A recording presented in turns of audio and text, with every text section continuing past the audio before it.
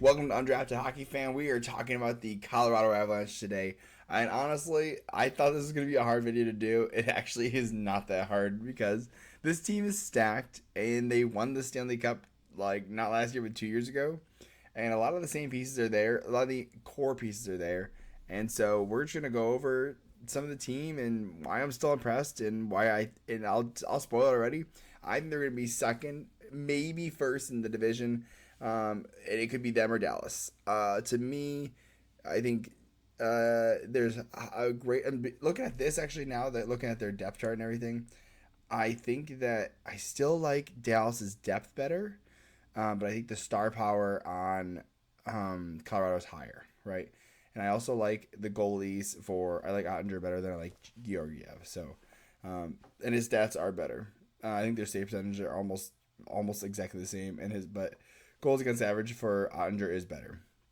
So if you're a Colorado fan, tune in because I'm gonna talk a lot of good things about them. But first, hit like and subscribe, comment, just say what's up, ask me a question, what your thoughts are on the what my thoughts are on the Colorado Avalanche, or if you have anything you want to say about them. Everything helps, especially with these smaller YouTube channels, and it's really it genuinely is a huge benefit to people like me. So if you want to keep checking out my videos, we've gone through from Winnipeg all the way up to Colorado now. So if you want to check out any other season preview videos, let me know. And if you are waiting for ones that are A through Colorado, they are coming. So anyways, my bad. Sorry for anyone who has a subwoofer. Anyways, moving on. Let's go over to their cap friendly page first. So jumping over. So we can see that they are over the cap space. Oh wait, they are not over the cap space. They have someone who is out on LTIR. Can anyone guess who it is? The same person it was before, Gabriel Landeskog, their captain. So, and he's signed for a long time. This is a great deal if he ends up coming back. But it's supposedly he is out for the season, and potentially has the ability to come back for the playoffs. So hopefully that does happen, but I imagine it will not. So we will hopefully that he does come back. So that would be huge. I think that would be great for them. They could have to move someone out, of course, right? But that would be a problem worth having, right? Imagine trying to have to find about $7 million. That would be crazy. Who would you even move out? Actually, there's no one that makes enough money. Maybe Ryan Johansson and Bowen Byram, Taves. I don't know, man. Maybe Devon Taves, just so you can get the uh, just so you can get Landeskog back in. But honestly, Devon Taves, you could get a haul for him. By the way, still surprised they only got him for 2 second-round picks. So great move by Sakic when he was here. So, anyways, let's move on and let's talk about some of the trades that they had made. Which, by the way, I thought they did a very good tactful job for them. Actually, let's go to some of the people. We'll go trades first. So,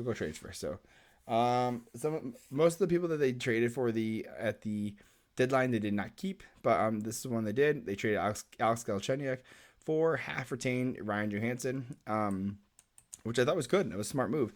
It doesn't kind of takes your 2C ish move.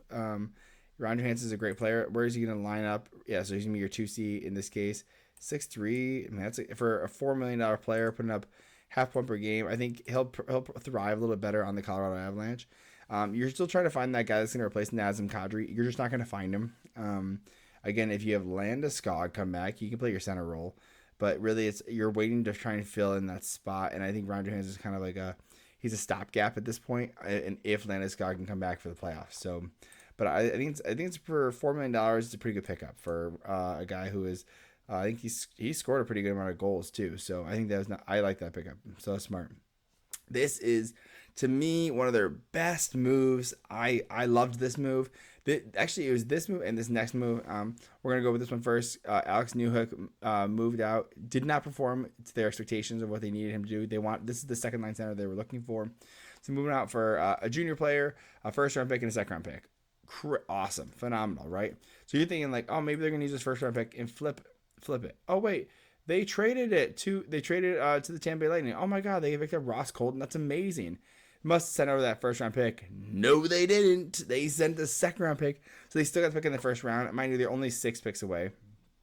I mean, people a low first round draft pick is very similar to a high second round draft pick. As you can see, they're only a couple spots away.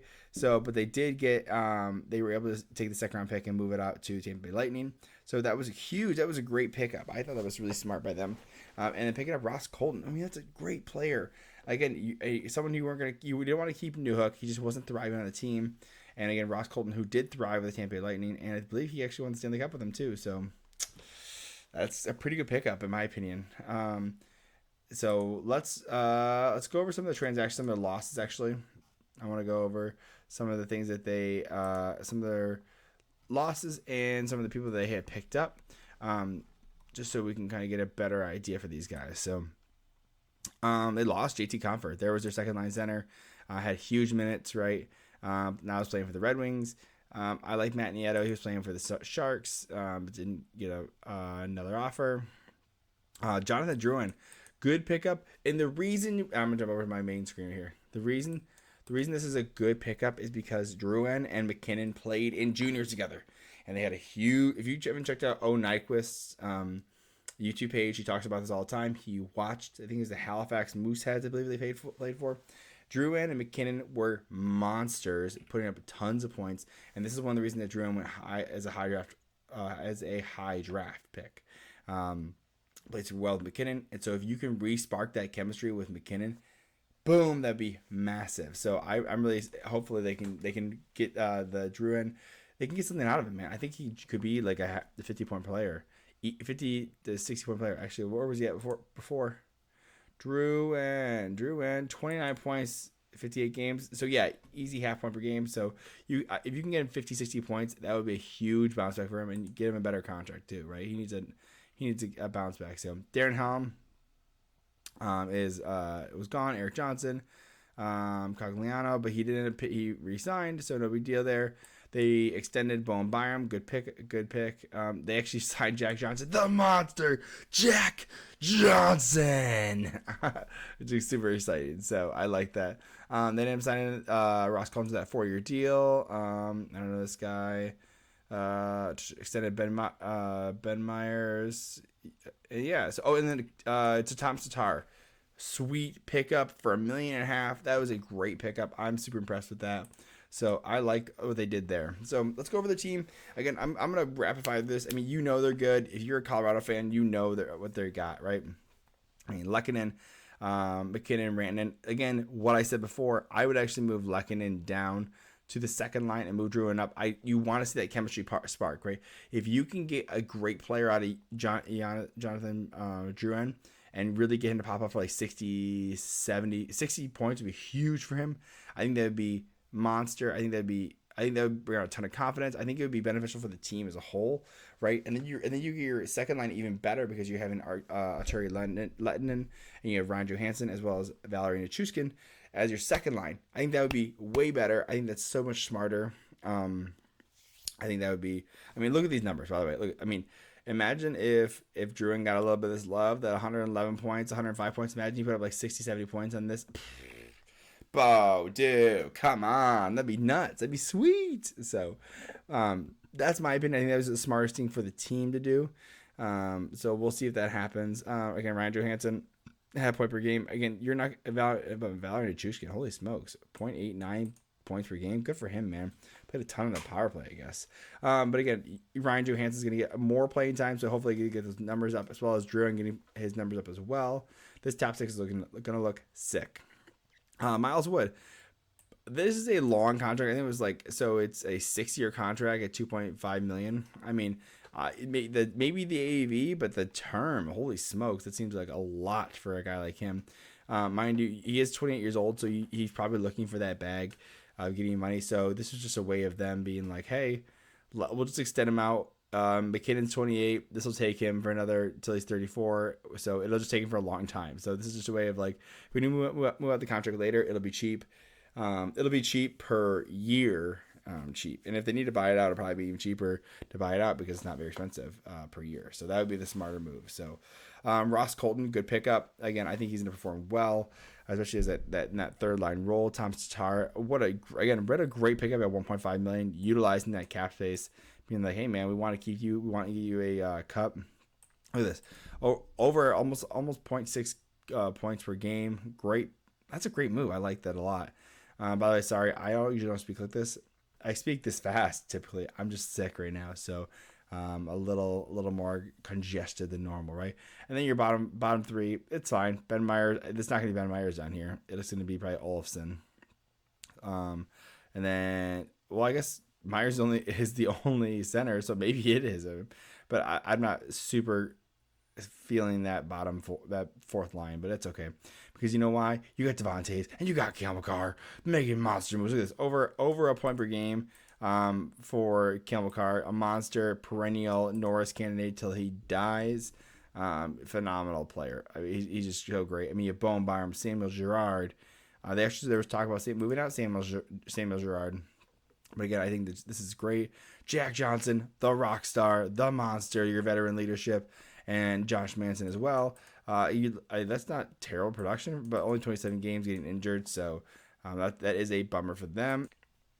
And then you have Georgiev, and then I don't know who this guy is. Did not do that well, though, I'll tell you that much. I didn't know where he played. You know what? It doesn't matter because look at this, 40-16, right? So I mean that doesn't include his overtime wins, right? So this is I guess it should be considered a win for him. So that would make more sense.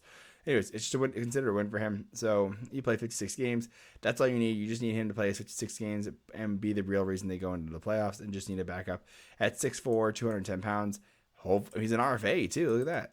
I mean, maybe this guy can play out. Let's see where is he. Where was he originally from? So he's playing with the Colorado Avalanche from Finland. No, he's literally, we don't even know where he's from. I don't even know where he's from. He hasn't played anywhere else. I played with the Colorado Eagles, I guess, here. Not, I guess. He had a good save percentage in the playoffs. So he didn't have a great. I gotta scroll down a little bit. So right here, three goals against. 0.893 save percentage, but he had not. You guys can't see. Zoom out. 0.923 save percentage and a 2.46 in the playoffs in the AHL for the Colorado Eagles. So not bad. I mean, that was in 2021, 2022. So he had a better regular season, but a worse playoffs. Ugh, that's rough there. But anyways, he just needs to play a couple of games. Not a big deal. So I'm excited. I think this is going to be a great team. Again, I think that I can see them going first or second in the playoffs, being that they're so good. They have such a stacked lineup. I wonder what happens with Valerie Nichushkin. Nichushkin, is that him? Or was that Landeskog? Yeah, Valerie Nichushkin. With this whole hotel girl thing, is he coming back? What's happening? Is anyone talking about it? So we will see. But I think overall it's going to be a very successful season for them. They're definitely making the playoffs. And I can see them making a big push. So I'm excited for it. It's pumped. They're a recent Stanley Cup champion, right? So there's another opportunity for them to even still continue that dynasty, right? A dynasty is 3 cups in 4 years. And so they have this gap year where Vegas wins. They could win the cup again this year. They're definitely a contender in this case, right? But they'll take out Dallas. I think that's going to be a tough matchup, and I'm excited for it. So I'm ready for it. So let me know what your thoughts are. Hit like, subscribe, and yeah, catch up with you soon. Love you.